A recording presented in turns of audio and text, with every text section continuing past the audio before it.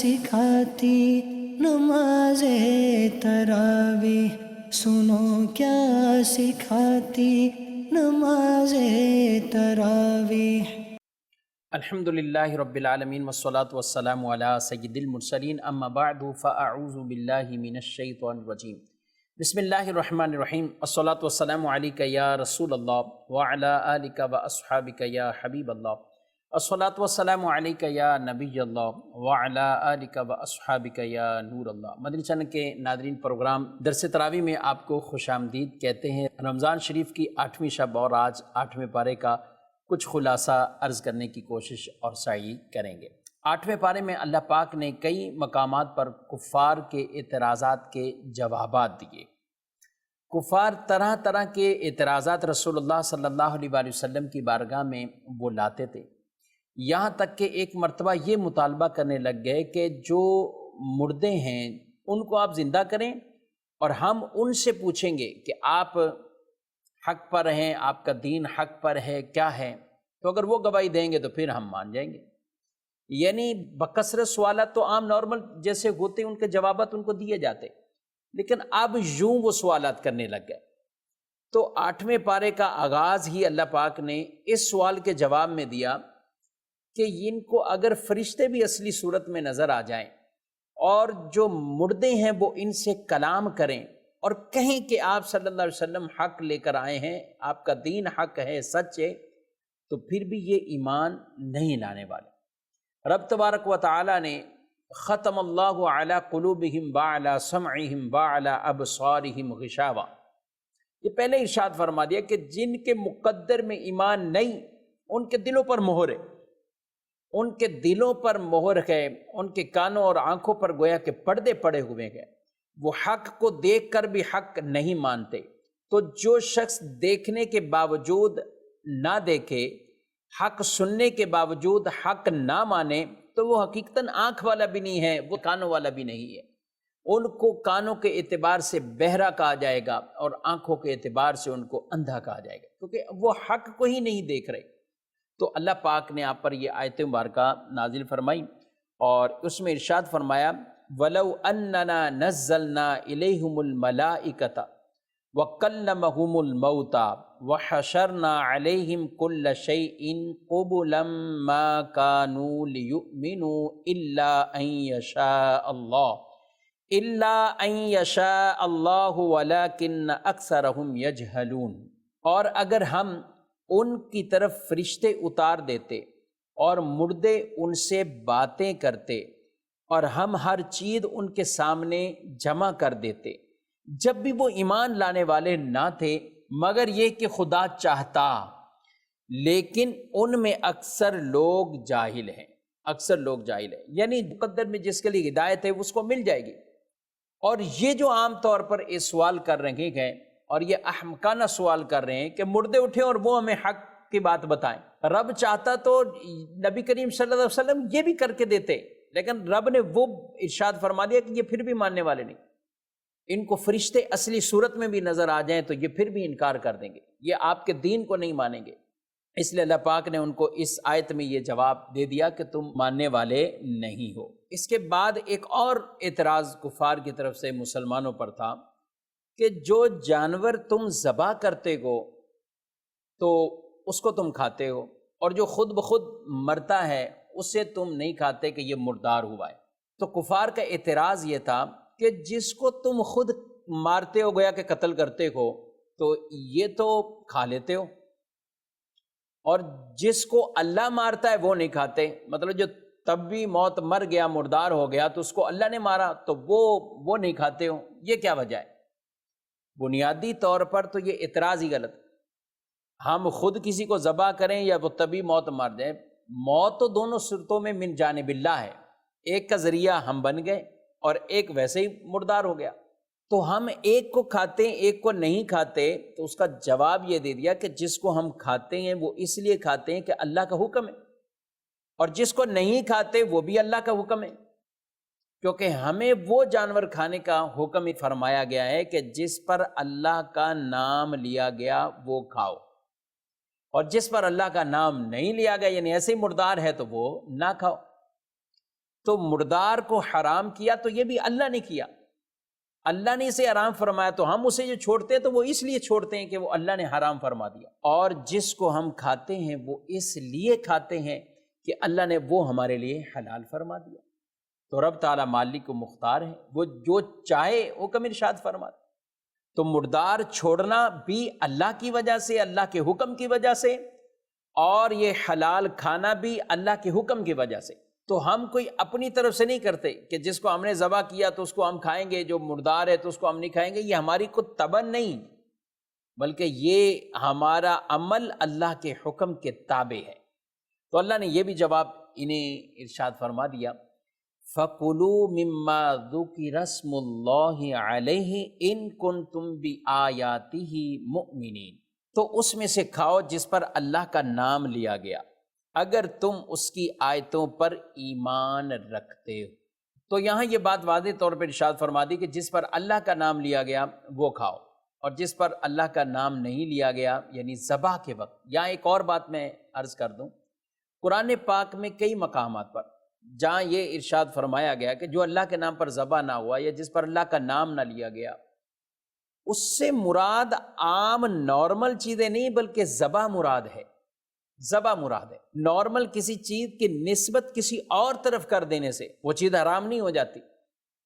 مثلا آپ اپنی گاڑیوں کی نسبت اپنی طرف کرتے ہیں کہ ہماری گاڑی ہے، ہمارا کھانا ہے، ہماری شادی ہے، ہمارا عقیقہ ہے، ہمارے بیٹے کا عقیقہ ہے، یہ جانور ہمارے بیٹے کے عقیقے کے لیے، یہ جانور ہمارے بیٹے کے ولیمے کے لیے۔ تو یہ نسبتیں ہم جانوروں کی کرتے ہیں، اس کو نام ایک دے دیتے ہیں، تو اس سے جانور حرام نہیں ہوتا۔ یہ عام دنیاوی مثالیں دے رہا ہوں کہ جو سب کے ساتھ درپیش ہے۔ اصل مسئلہ جو سمجھانا چاہ رہا ہوں، عرض کرنا چاہ رہا ہوں کہ بعض اوقات کسی جانور پر ہم جب یہ کہہ دیتے ہیں کہ یہ غوث پاک کا بکرا ہے، یہ جانور خواجہ غریب نواز علیہ رحمہ کے نام کا ہے، یہ جانور داتا علی حجویری کے نام کا ہے، یہ جانور 11ویں والے پیر غوث پاک رضی اللہ تعالی عنہ ان کے نام کا ہے، یہ جانور بابا فرید رحمۃ اللہ تعالی علیہ ان کے نام کا ہے، یہ جانور اعلیٰ حضرت امام اہل سنت کے نام کا ہے۔ تو کچھ لوگ اس نسبت پر اعتراض کرتے ہوئے کہتے ہیں اور آیتیں یہ پڑھتے ہیں کہ جس پر اللہ کے علاوہ کا نام لیا گیا تو وہ حرام ہو گیا۔ تو یہ جو مراد اور یہ جو قرآن کہہ رہا ہے جگہ جگہ، فَكُلُوا مِمَّا ذُكِرَ اسْمُ اللَّهِ عَلَيْهِ، جس پر اللہ کا نام لیا گیا وہ کھاؤ، جس پر اللہ کا نہیں تو وہ نہ کھاؤ۔ تو اس سے مراد یہ ہے کہ ذبح کے وقت، اور ذبح جو جانور ہوتا ہے وہ چاہے غوث پاک کے نام کا ہو، وہ چاہے بابا فرید کے نام کا ہو، وہ چاہے خواجہ غریب نواز کے نام کا ہو، وہ چاہے داتا علی حجویری کے نام کا ہو رحمۃ اللہ تعالی علیہ، وہ سارے کے سارے جب ذبح کیے جاتے ہیں تو کیا جن بزرگوں کا عرس ہے کیا ان کے نام لے کر چھری چلا کر ذبح کرتے ہیں؟ ہرگز نہیں۔ ذبح اللہ کے نام پر ہوتا ہے۔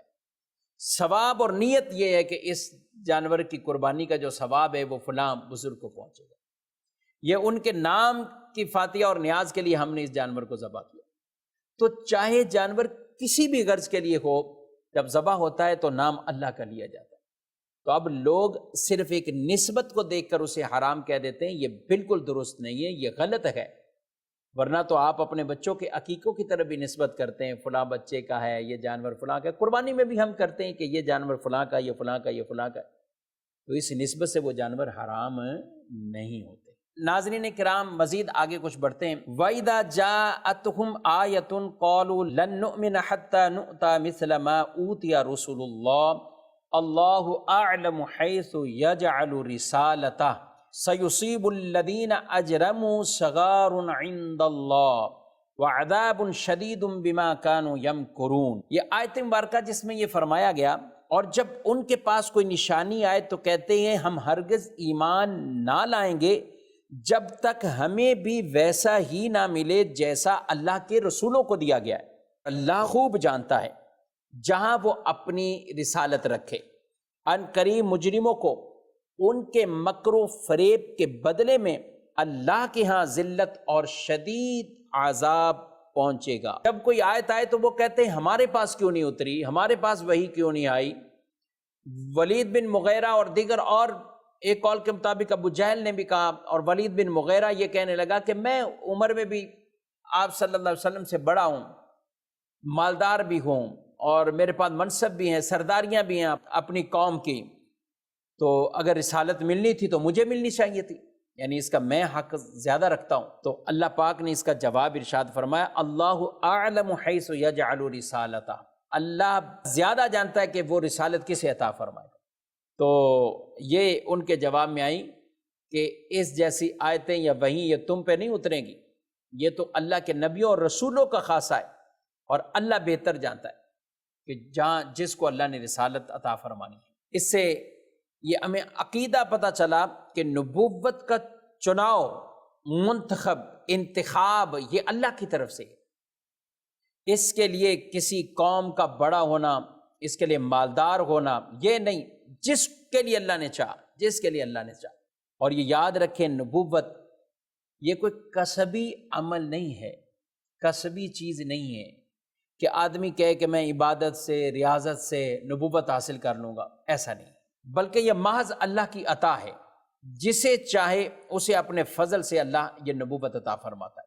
ہاں یہ ضرور ہے کہ اللہ جسے اس عظیم منصب کے لیے منتخب فرماتا ہے تو پھر رب تبارک و تعالیٰ اسے اس کے قابل بناتا ہے، اور جو نبوت کے منصب ملنے سے پہلے بھی ہر طرح کے برے اور مذموم اخلاق سے پاک ہو اور اچھی اور قابل تعریف تمام اخلاق سے مزین ہو، اور وہ نبی اپنے نسب، اپنے جسم، اپنے قول، فعل، حرکات و سکنات میں ہر ایسی بات سے وہ پاک و صاف ہوتا ہے جو باعث نفرت ہو، اور اللہ پاک عقل کامل انہیں عطا کرتا ہے، جو اوروں کی عقل کے بدرجہ کئی گنا زیادہ عقل وہ اس نبی کی عقل ہے، سبحان اللہ۔ اور یہ بھی یاد رکھیں ناظرین کرام، نبوت کے حوالے سے کہ نبی سے نبوت کا زوال نہیں، ایسا نہیں کہ کوئی نبی بنے اور پھر وہ نبی نہ ہو، نبی ہونا ختم ہو جائے، نہیں، نبی سے نبوت کا زوال جو مانے وہ کافر ہے۔ عقیدہ نبوت ایک اور بھی سمجھنا چاہیے کہ نبی کا معصوم ہونا ضروری ہے، معصوم ہونا یعنی گناہ کا صدور ممکن ہی نہیں، گناہ ہی نہیں ہو سکتا، یہ نبی اور فرشتے کا خاصہ ہے، یہ نبی اور فرشتوں کا ہے، نبی اور فرشتوں کے علاوہ کوئی معصوم نہیں۔ اللہ کے پیارے بندے، حضرات صحابہ، اہل بیت، دیگر اولیاء، یہ محفوظ ہیں اللہ کے کرم سے، یہ محفوظ ہیں، لیکن معصوم نہیں۔ عقیدہ معصومیت، یہ عصمت، یہ خاصہ ہے انبیاء کرام علیہ السلام اور فرشتوں کا کہ یہ ہر طرح کے گناہ سے اللہ انہیں محفوظ رکھتا ہے اور ان سے گناہ کا صدور ہی محال ہے۔ تو یہاں یہی بیان کر دیا گیا کہ اللہ جسے چاہتا ہے وہ زیادہ بہتر جانتا ہے کہ اس نے کس کو نبی بنانا ہے، کس کو رسول بنانا ہے۔ تو ان کے اعتراضات کے جوابات تو دیے، لیکن ساتھ ساتھ یہ بھی ارشاد فرمایا جسے اللہ اسلام کی طرف ہدایت دیتا نا، اس کے سینے کو کھول دیتا ہے۔ ارشاد فرمایا فَمَن يُرِدِ اللَّهُ أَن يَهْدِيَهُ يَشْرَحْ صَدْرَهُ لِلْإِسْلَامِ وَمَن يُرِدْ أَن يُضِلَّهُ يَجْعَلْ صَدْرَهُ ضَيِّقًا حَرَجًا كَأَنَّمَا يَصَّعَّدُ فِي السَّمَاءِ كَذَلِكَ يَجْعَلُ اللَّهُ الرِّجْسَ عَلَى الَّذِينَ لَا يُؤْمِنُونَ۔ اور جسے اللہ ہدایت دینا چاہتا ہے تو اس کا سینہ اسلام کے لیے کھول دیتا ہے، اور جسے گمراہ کرنا چاہتا ہے تو اس کا سینہ تنگ، بہت ہی تنگ کر دیتا ہے، گویا کہ وہ زبردستی آسمان پر چڑھ رہا ہے۔ اسی طرح اللہ ایمان نہ لانے والوں پر عذاب مسلط کر دیتا ہے۔ اس سے ناظرین کرام مخلوق کی گویا کہ دو قسمیں ہوئیں، ایک شقی بدبخت اور ایک سعید۔ اور سعادت مند کون ہے؟ جس کا سینہ ایمان کے لیے کھل گیا، اس کا سینہ کھلا ہوا ہے ایمان کے لیے، اسلام کے لیے، نور ایمان اس کے سینے میں بھرا ہوا ہے، نور اسلام اس کے سینے میں بھرا ہوا ہے، اس کا سینہ کھلا ہوا ہے۔ اور بدبخت وہ ہے کہ جس کے سینے میں ایمان کی، اسلام کی تنگی موجود ہے، وہ ایمان قبول نہیں کرتا، اسلام قبول نہیں کرتا۔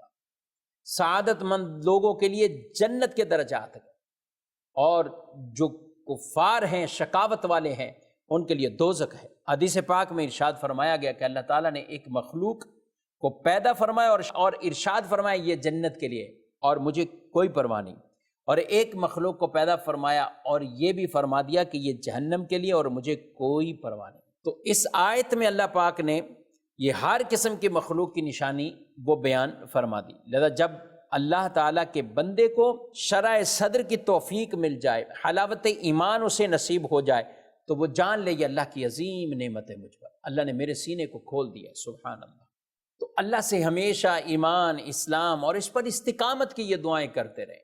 اسلام کے لیے ہمارے دلوں میں تنگی نہ آئے میرے بھائی، اسلام کے احکامات پر بھی عمل خوش دلی کے ساتھ کیجیے۔ ابھی رمضان شریف ہے، مومن کا رزق بڑھا دیا جاتا ہے، جبکہ منافق کی غفلت کو بڑھا دیا جاتا ہے۔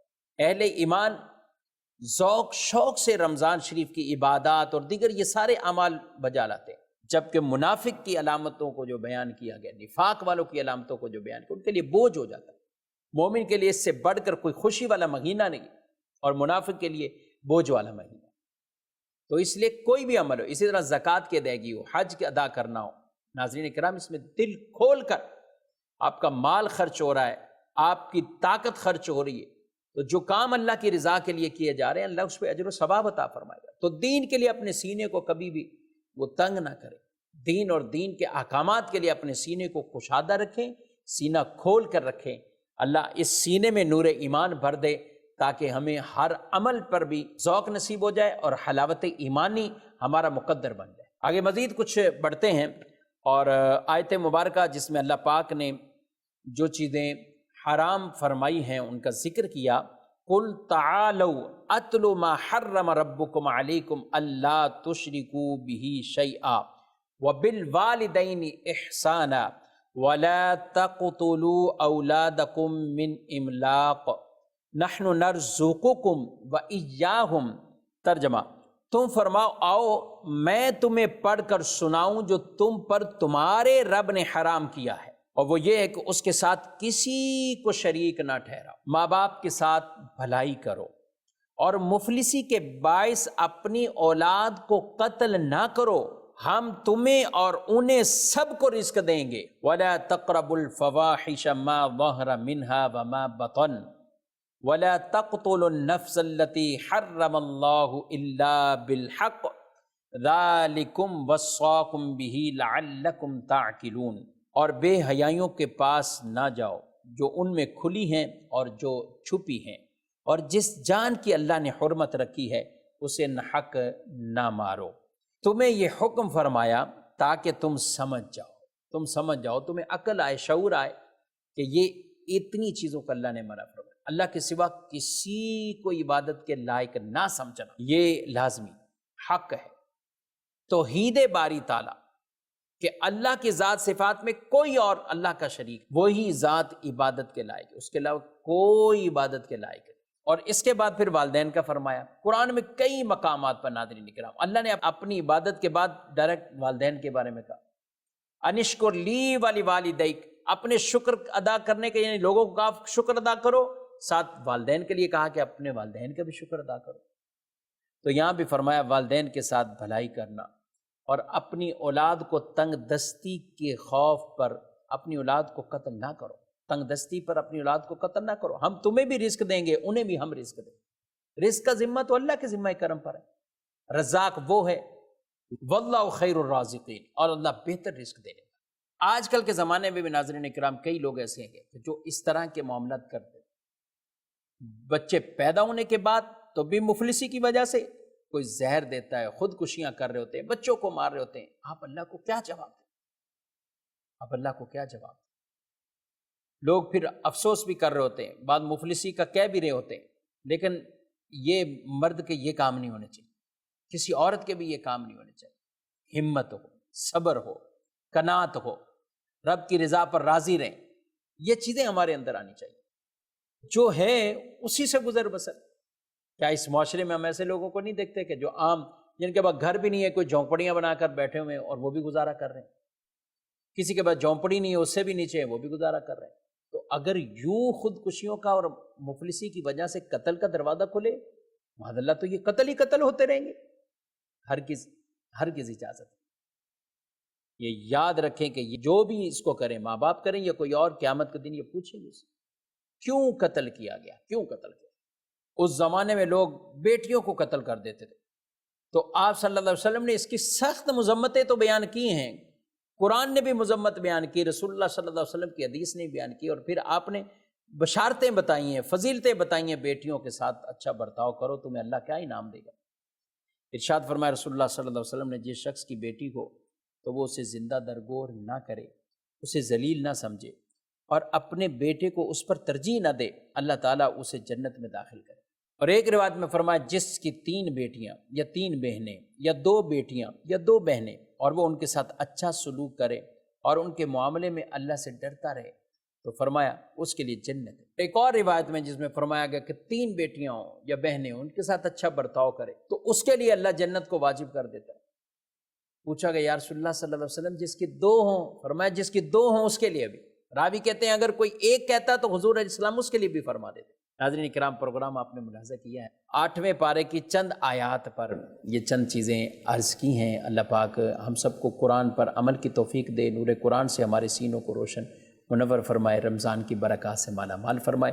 کل انشاءاللہ 9ویں پارے کا خلاصہ سننے کی سعادت حاصل کریں گے۔ آپ سے اجازت چاہتے ہیں، فی امان اللہ۔ ہے رمضان میں آتی نماز تراویح، سنو کیا سکھاتی نماز تراویح، سنو کیا سکھاتی نماز تراویح۔